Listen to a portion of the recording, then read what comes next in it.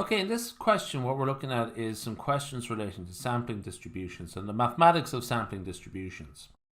So consider a sample of size n from a normal distribution which has a mean of mu and a variance of sigma squared. So population mean mu, population variance sigma squared. And let s squared denote the sample variance, okay?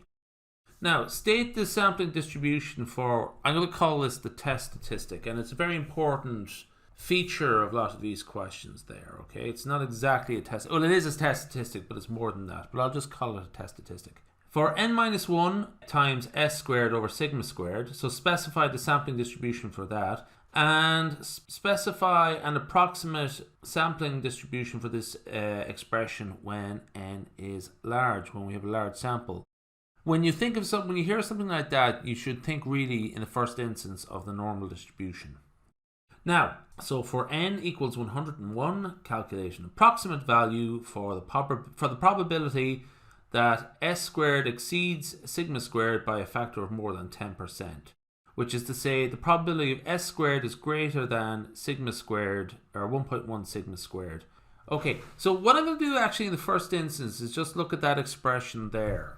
This one here, and because we're sort of dealing with this a lot, what we might do there is try and sort of fix it into this sort of format there.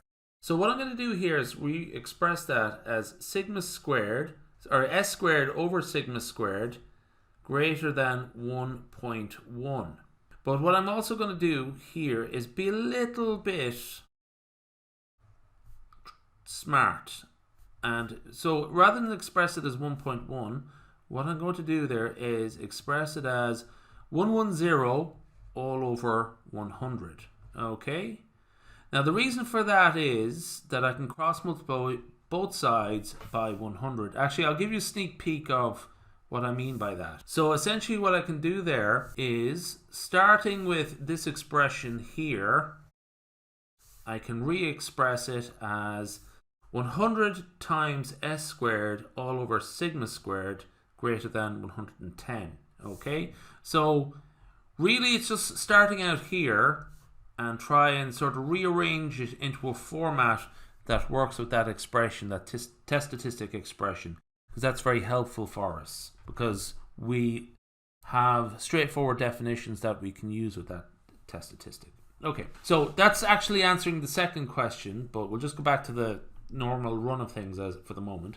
Now, a big part of this is the chi-square distributions. The chi-square distribution with degrees of freedom nu. Sometimes people actually say v and actually write it as v, or in some cases df. Okay, that's fine. All three are fine. The mean of the distribution is equal to the degrees of freedom, which is mu equals nu, or v. And for what we're going to be getting at soon, we might state that as n minus 1. And for the variance is equal to 2 times the degrees of freedom, and that might be equal to 2 times n minus 1.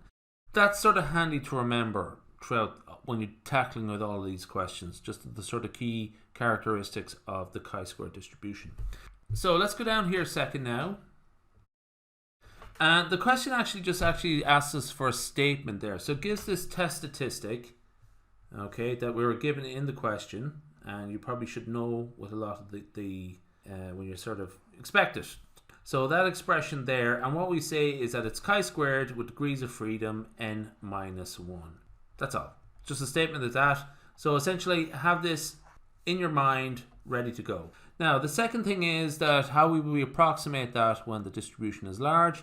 We go straight to the normal distribution. Mu equals n minus 1. The mean is n minus 1, and the variance is 2 times n minus 1, and that's how we might sort of use it there. Okay, so that's handy to know for a few of these questions. Okay, for a large n, of course. Okay, so that's how we might approximate our test statistic, approximate that distribution with the normal distribution. Okay, so that's really it. It's just sort of knowing those key definitions. Now the second thing is we're going to sort of pick up here straight away with saying that, oops, go back up here, slipping a page. P the probability of, so essentially what we're doing here is the probability of this, okay? And just to sort of go back there, so we went to that, and we rearrange it, so we're interested in this here. What is the probability of that? Well, it's a chi-squared distribution, but what we're going to do is restate it as a normal distribution. So here, what is the probability that this value here is greater than 100?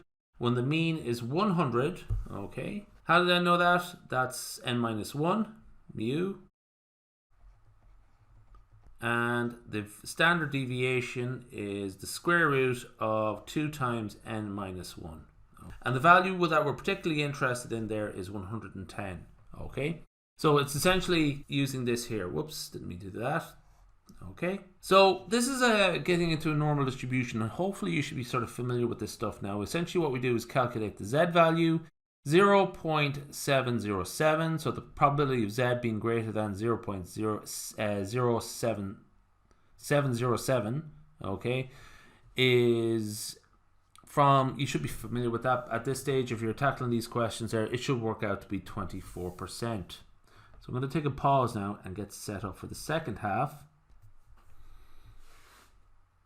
Okay, so this is the second part of this question. So it's a new question. So that was part A, this is part B. Consider a random sample of size 21 taken from a normal distribution with mean mu equals 25 and variance sigma squared equal to 4. Let the sample variance be denoted s squared, okay? Now, state the distribution of the statistic 5s squared. You're thinking, where did 5s squared come from, okay? Now, just sort of go with it for the time being, okay? Just sort of 5s squared, it might make sense sooner or later.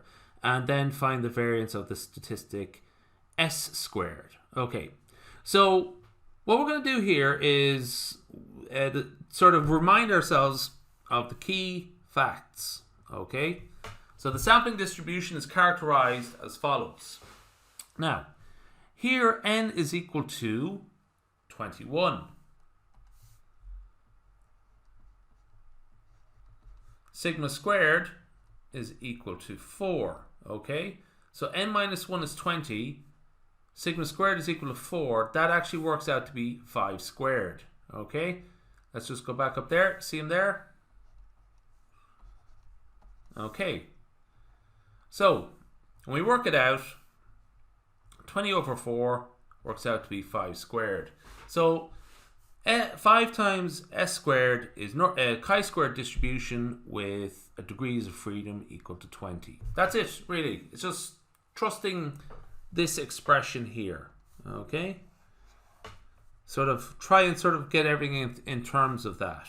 Okay. So the next thing is, it's part B is, what's the part B, the question? Find the variance of the statistic s squared. S squared, not 5s squared. So the chi-squared distribution, the key thing here is the variance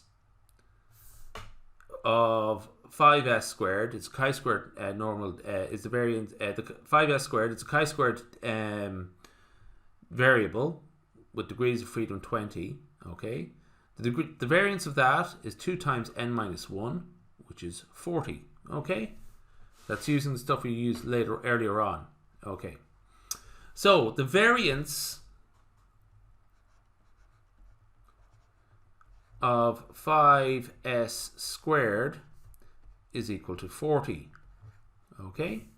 Now, this is a standard definition regarding the variance of random variables. If you take out a constant, what you do is square it, okay? So if we want to re-express this expression here, we go 5 squared variance of s squared equal to 40, okay? And working that out, we get, just rearranging that, 5 squared is equal to 25. So essentially, rearranging that, we get variance of s squared equals 40 divided by 25. That means it is 1.6. Okay, so that's it done. 2 questions, 2 short questions, and I think we're all ready to finish there now.